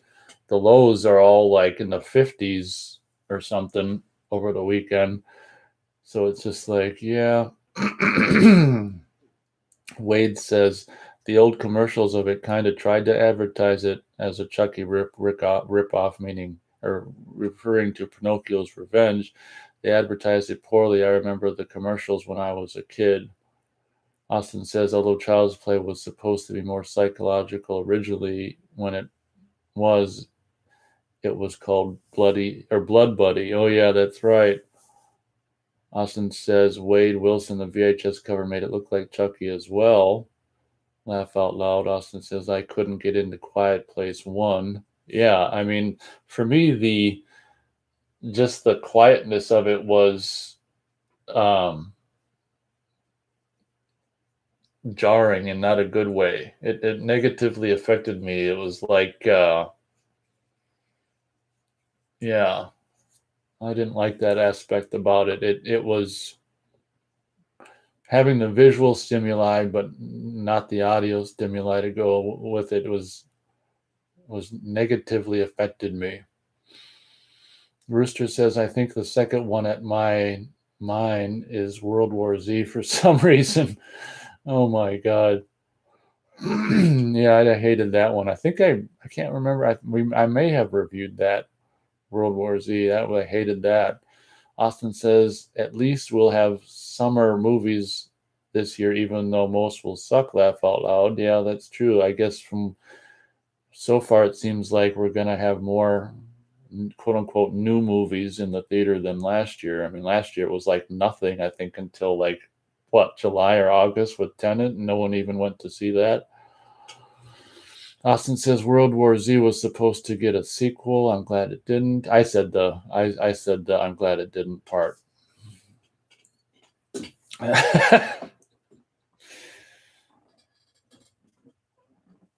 All right, everyone. I'm slowly approaching T-minus 20 minutes of show and counting. Yeah, for some reason, well, I didn't sleep that terribly wonderfully last night. For some reason, I'm really just out of it. Not long after the second hour started. But I didn't sleep that terribly great, and then I woke up early, and probably just the weather going to crap.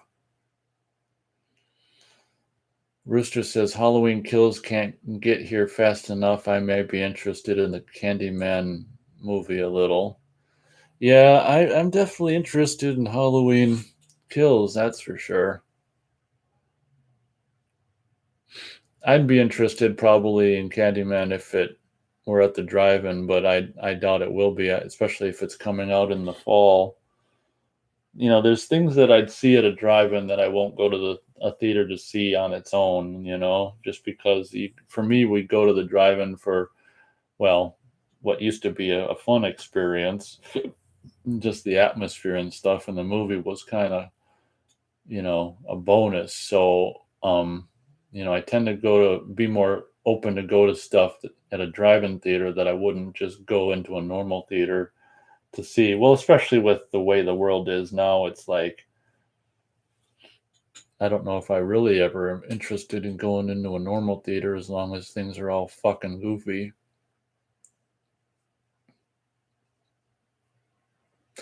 Austin says Candyman is gonna be woke. I'll pass. Yeah, probably. And Rooster says if it's woke, I'll pass too. I think we can almost pretty much assume that, everything pretty much to some extent is gonna be.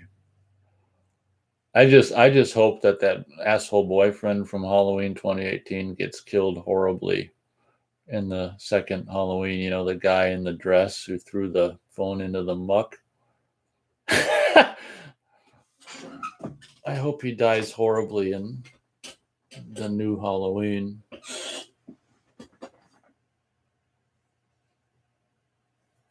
Rooster says, I'm sure we'll get some woke elements in Halloween Kills also. Yep.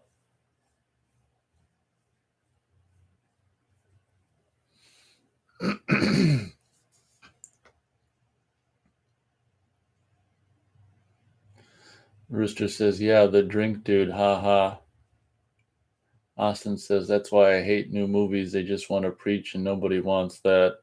I'm just glad that there's a big pushback against that. That's promising. And I just wish, more people would speak with their wallets and not go support this shit, because, that's where they'll get the message. And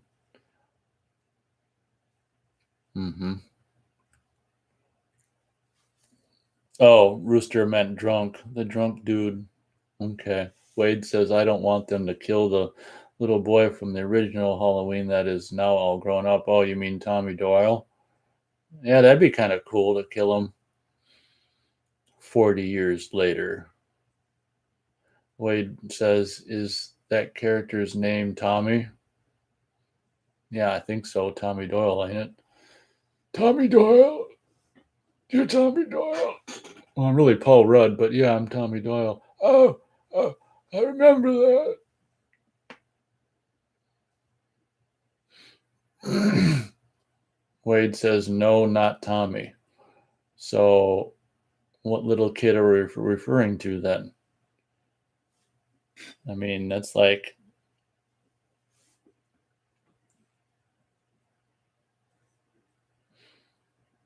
oh, he probably means no, don't kill Tommy. Okay. Wade says, Tommy got bullied by those kids and I felt bad for him. Yeah. Yep. They were jerks. Yeah, now you could, how cool would it be to have Michael kill those kids who bullied him? Oh, that would be cool. Lonnie. Do we know the names of the other bully kids? Because the Lonnie character was mentioned in the 2018 Halloween, if memory serves.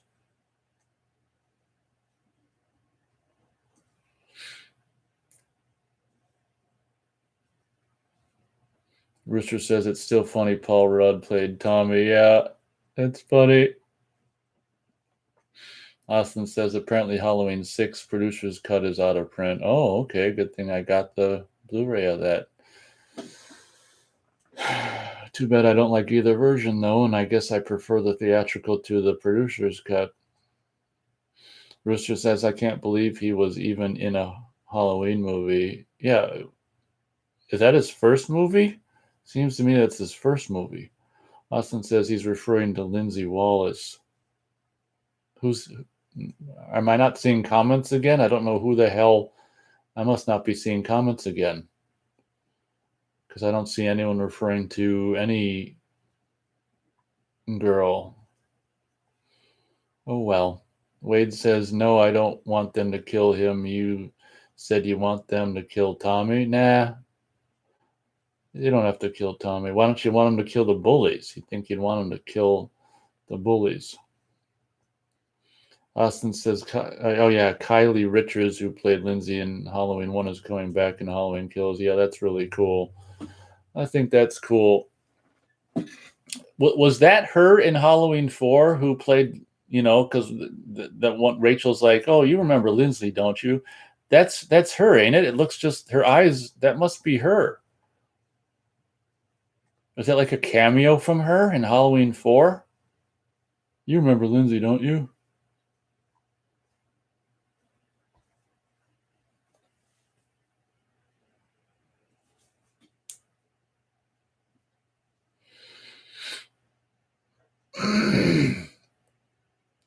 All right, guys, we're getting dangerously close to T-minus 15 minutes and counting. Wade says, I actually don't care what they do in these newer movies because we all have to do is pretend they don't exist. Yeah, that's exactly it. It doesn't even matter what happens because they pretty much don't exist to us anyway. Rooster says, I was thinking the same thing, Nate. Yeah, I mean, I want to say that's a cameo by that girl in Halloween 4, but I don't think she's in the credits. But her face looks very similar. So maybe someone could clear that up for me. Is it the girl in Halloween 4 who played Lindsay in the original movie? I'm thinking it is. Austin says, I don't think that was Lindsay in Halloween 4, but she would have been the right age. Austin says Halloween 1 and 2 are true canon, in my opinion. So for you, it ends at Halloween 2. You don't even include 4 or 5, huh? I can understand that.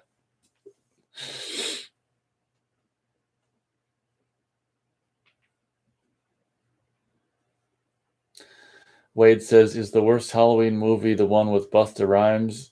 To me, I'd rather probably watch the Rob Zombie movies than watch Halloween Resurrection. So for me, I'm gonna say, yeah, that's the last Halloween movie I'd want to watch is Halloween Resurrection. It's Halloween meets Blair Witch. Oh my God. Yeah, I'd rather watch the Rob Zombie ones and 6. What's everyone else's vote? What's the worst Halloween movie?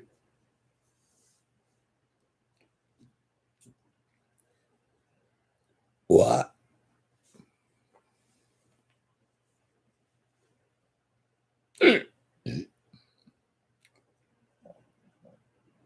Wade says they have Busta Rhymes clowning Michael. It's a complete joke. I know. Last time I saw that, I'm like, I'm never watching this again. Gary says, I used to hate Halloween 3, but now I think it's pretty good. Yeah, I'm in the same boat there. It just gets better and better every year, in my opinion, as well. Rooster says Rob Zombie Halloween 2 was the worst for me. Oh, okay. He says, I love the poster, though.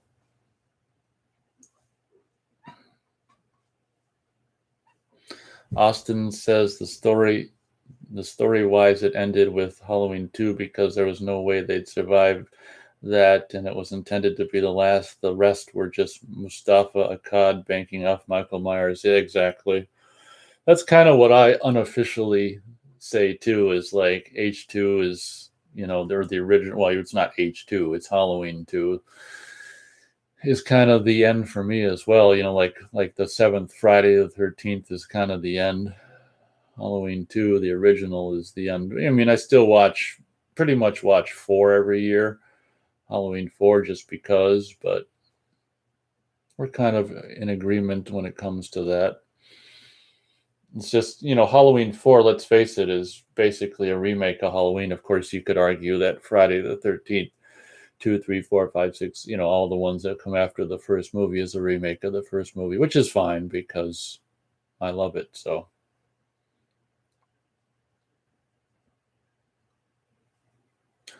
Gary says, yeah, I hate Rob Zombie's Halloween 2. Wade says Jason is really dead in part 4. Wade says they brought Jason back for money. Yep, I don't doubt it. Yeah, that's another thing, so,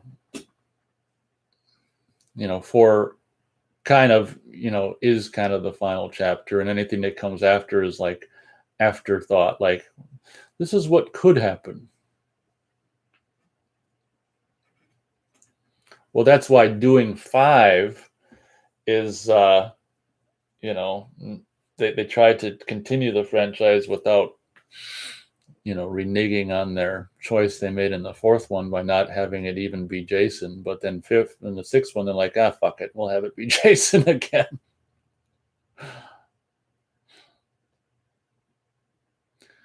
Rooster says, I can believe Jamie Lee was in. Oh, he probably, yeah, okay. He says, I can't believe Jamie Lee was in Resurrection. Yeah, I think it was some kind of contractual obligation. Such a joke. Oh my God. Rooster says she must have gotten some big money for that. I think she was contractually obligated to do it when she did H2O, I think. Doesn't mean I'm right. I just remember hearing that. All right, everyone, about 10, close to 10, T minus 10 minutes of show left and counting. Hope we all enjoyed this week. Austin says at the end of Halloween 2, Michael is dead, Loomis is dead, and Laurie is scared for life. That was the perfect ending. Yep. It's such a joke how Loomis just had a little bit of burn on his side of his face and one of his hands. It's just like, oh my God. Rooster says, "Oh, okay, you are probably right." Yeah, I think I heard that on some of the behind the scenes or something.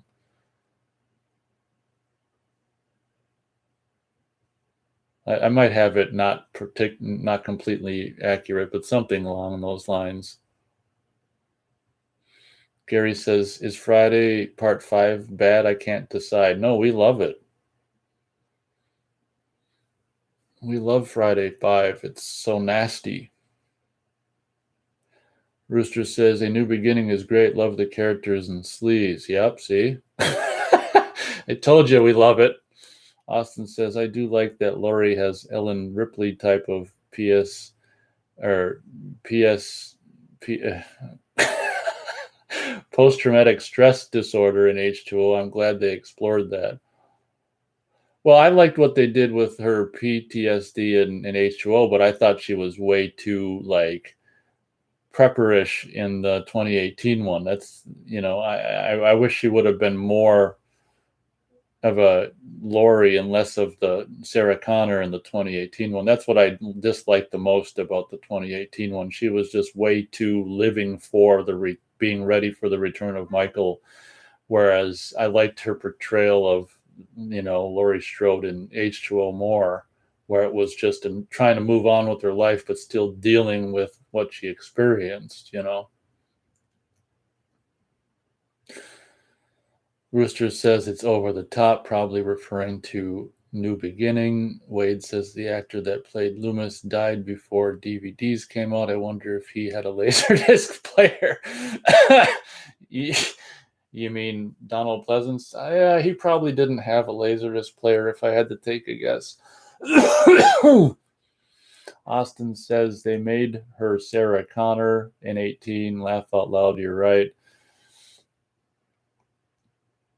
Yeah. Gary Page says, "Laugh out loud, sorry, I'll watch part 5 again and love it." Yeah, love it like you're supposed to. He's laughing tears of laughter. Crying tears of laughter. See, I'm out of it 2 hours in. Austin says H2O was way more realistic with Laurie. Yeah, if they could have had Laurie be in 2018 like she was in H2O, I would have liked it a lot more. But I don't know if they were afraid to like copy H2O, or they didn't want to copy it or something, or just do something different, whatever. It's the same era as like close to the same year as, the most recent Terminator, where it's just badass women, all this crap. So it's just following that current trend. Austin says Donald probably had a lot of Lipton tea in his house. Laugh out loud. That's probably true. I'd say he had a lot more of that than in Laserdisc player.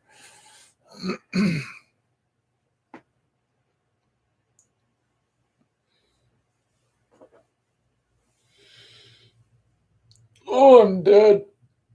I don't know how I used to go for 3 or 4 hours. Jesus.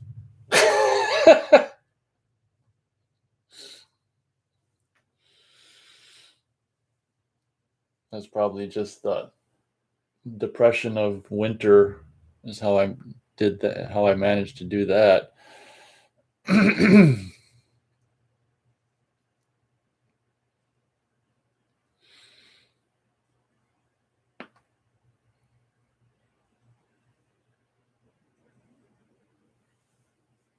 Rooster says Josh Hartnett was pretty good in H2O. Yeah, I think so.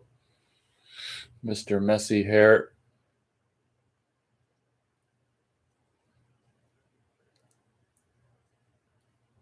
I don't really watch much past 4 these days. But H2O was like, the Scream version of Halloween movie. It was just like I liked it at the time, but as the years went on, it's just like, eh. Austin says, "Why did they make Jamie Lee look like a cat lady in 2018? Jamie Lee in real life looks more like Lori in H2O. Yeah, again, well, they probably wanted to keep the Lori kind of hairstyle, and yeah, it's hard to know why they make the decisions they make. In regards to the hair, they tried to keep the Lori hairstyle from the first two movies, I guess.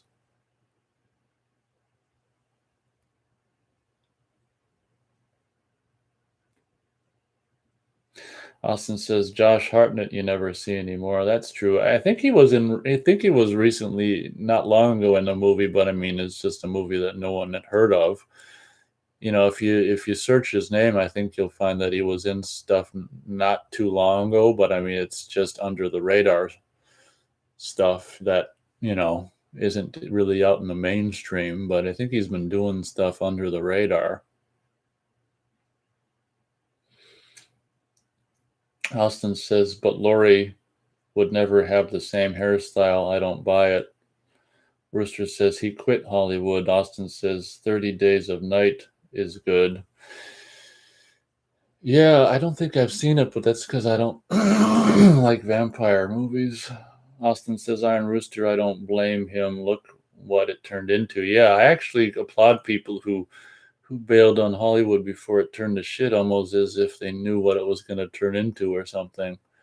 I like when actors are just like big for a while and then just stop, because I hate seeing faces for decades and decades and decades and decades. It's like Morgan Freeman. Retire, damn it.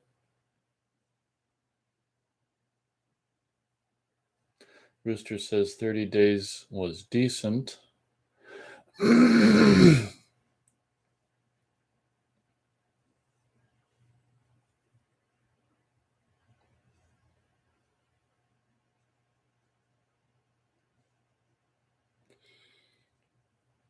Wade says The Faculty is a good movie that Josh Hartnett is in. Austin says, yep, actors know what really goes on in that shithole. Yeah, I think The Faculty is kind of cool.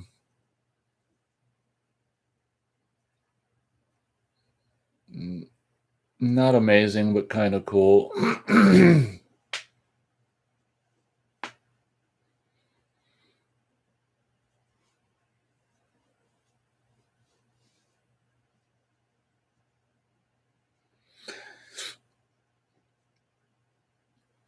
Rooster says, I like The Faculty a lot.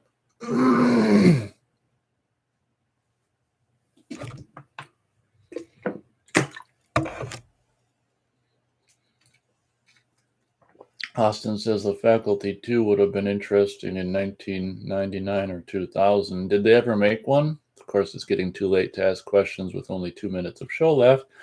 Rooster says it's a great 90s horror movie. Yeah, it's kind of cool. All right, everyone. Final 90 seconds or so. Thanks a lot, everyone, for showing up this week. Wade says the Terminator actor from Terminator 2 is the gym teacher in The Faculty. Yep, also known as Robert Patrick, I want to say. 2 hours in the show. I don't know if my mind is sharp enough.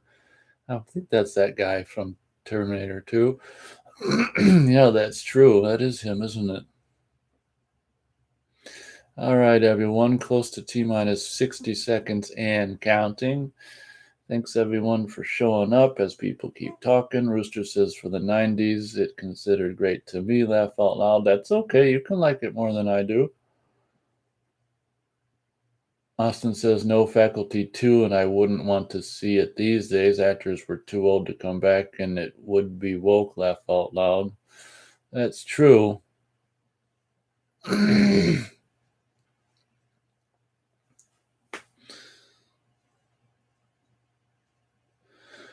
All right, everyone. T-minus 30 seconds and counting. Once again, I appreciate everyone's showing up and patronage and showing up to the show.